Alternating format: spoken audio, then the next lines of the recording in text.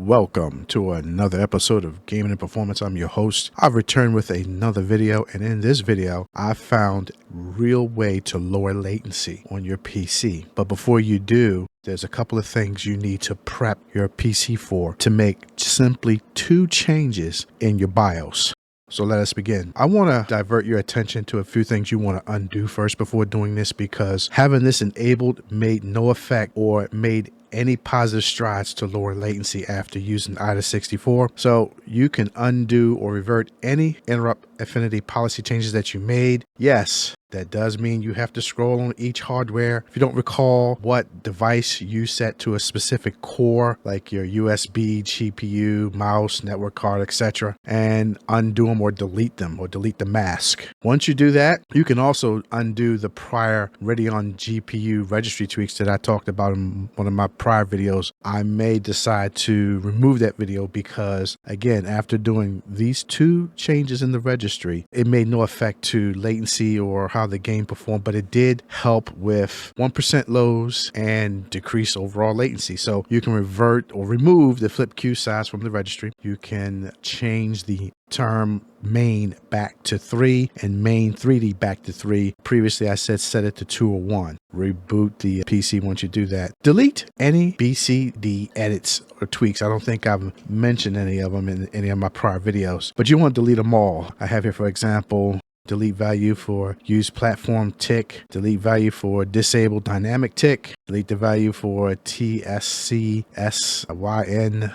policy, and any other tweaks that you add or change in the BCD edit. You want to also, and this is important because I've been trying this for a month and I have not seen any improvement using this, and you want to remove timer resolutions, and that's the new method where you get a specific timer resolution of 0.52 or 0.510 or stuff like that. You want to remove that. Just remove it. This is the one where you need a specific decimal, and you use something called the set timer resolution exe on your C drive. Create a copy of it, put it in the startup folder, and then go in properties, and then you put in the specific command code and all this stuff. Delete all that. This tweak will ask you to disable high precision event timer in the device manager. So if you've done so, go back and re-enable it. Once you've done all that, you reboot the PC. You want to download AIDA64, get the free trial version for 30 days. You want to take a screenshot of the AIDA64 cache and memory benchmark results.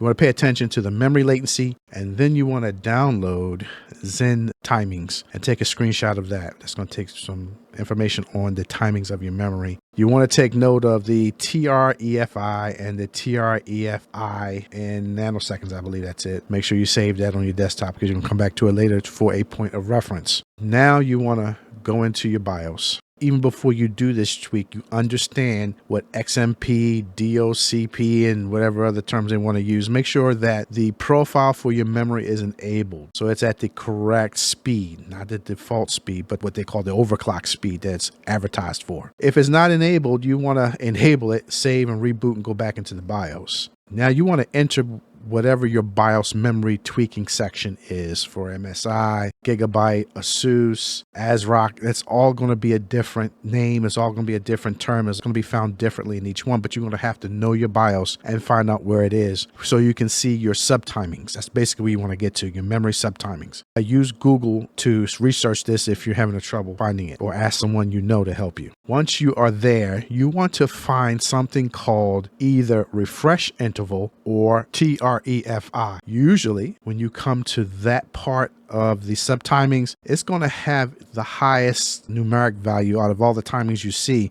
Usually the timings you see is going to be in the 10s or 20s or 30s, something like that. But this one's going to be like 200, 300, 1400, 10,000, something like that. It's going to be a high number. So that'll help you find it a little faster. I put a range between 300 and 18,000, but it varies. Now, here's the important part. You want to change that to increase it. Doing so lowers latency. However, you need to find out if make and model of your RAM is capable of doing so. A quick Google search, and I know I put it down here a little further, can, and this model number here have a refresh rate of 50,000, and Google's AI will tell you whether it can or can't. And that will let you know whether you can increase it or not. But I would do that. I should have put this a little higher up in the steps, but you want to do that first to make sure that the ICs on your RAM is capable of increasing the refresh rate or the TREFI, and that way it doesn't cause any instability, because doing this, you are going above the default value. Usually it's between, and I'll go to this line here, you want to go to change this value from its current value to somewhere between 49,000 and 65535. Now, most people use 65535 and others use 50,000, with a few using 49,000 because of instability. So if you can't use 65535 because it causes blue screens or,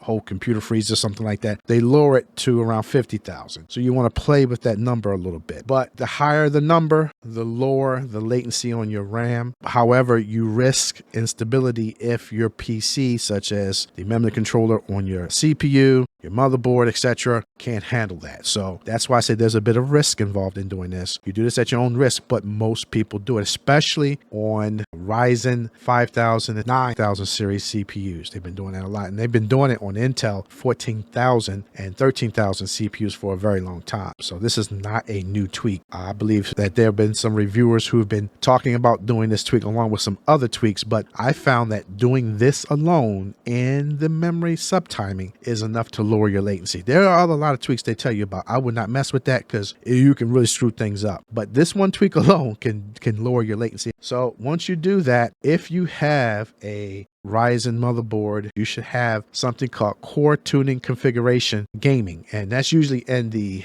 X600 and the X800 chipset motherboards for AM5 and AM4. So you'll be able to find that. You want to turn it on and turn it to legacy. Ultimately, again, stability will depend on your PC setup. Once completed, you want to reboot the PC. Don't be alarmed if your motherboard retrains the memory. It might take 2 or 3 minutes before it boots back up into Windows. You want to run the out-of-64 test again to see if your memory latency has decreased. If it has, and it's significantly decreased by, let's say, 0.10 nanoseconds or something like that, 0.20 nanoseconds, you should see an increase in your 1% lows. So you can go back into your benchmarks, run your benchmarks again, and see if you're getting better 1% lows. And that's basically it. It's only 2 things you need to do. Turn on core tuning configuration gaming to legacy and increase your refresh interval, or TREFI, from its current default to around 49,000 to 65535, and enjoy lower latency and higher 1% lows. I do thank you for your time. Have a nice day.